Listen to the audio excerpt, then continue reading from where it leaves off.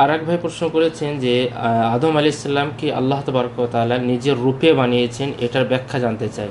দেখুন, আল্লাহ তাআলা আদম আলাইহিস সালামকে নিজের রূপে বানিয়েছেন। আছে একটা হাদিস আছে, ইন্নাল্লাহ খালাকা আদম আলা সূরাতে।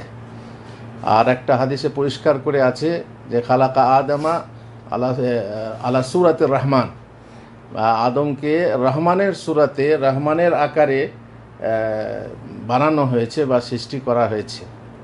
তো এই হাদিস সহি না, যেটা সূরাতুর রহমান, এই হাদিস সহি না। এই জন্য সঠিক যেটা আলা সুরাতিহি মানে সুরাতিহি, সুরাতে আদম, সুরাতিহি মানে সুরাতুল্লাহ নয়, সুরাতে আদম। কি বলে, তুলুহু সিত্তুনা জিরাআন বা তুলুহা সিত্তুনা জিরাআন, 60 হাত লম্বা সেই আকৃতিতে আল্লাহ তাআলা তাকে বানিয়েছেন। এটাই হচ্ছে উদ্দেশ্য, সঠিক উদ্দেশ্য যা মনে হয়। বাকি এ নিয়ে মতভেদ আছে।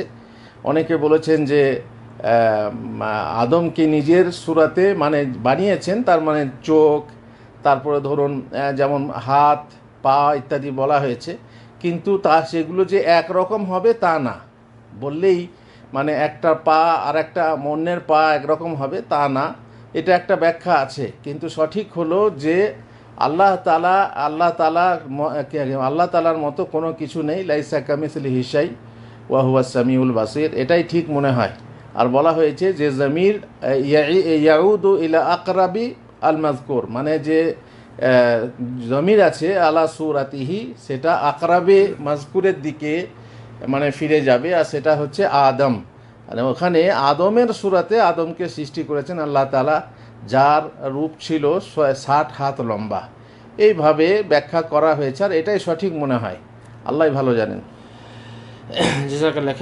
حن قلبي له فاض شوقا إليه لست أرجو سوى شربة من يدي الصلاة عليه والسلام عليه.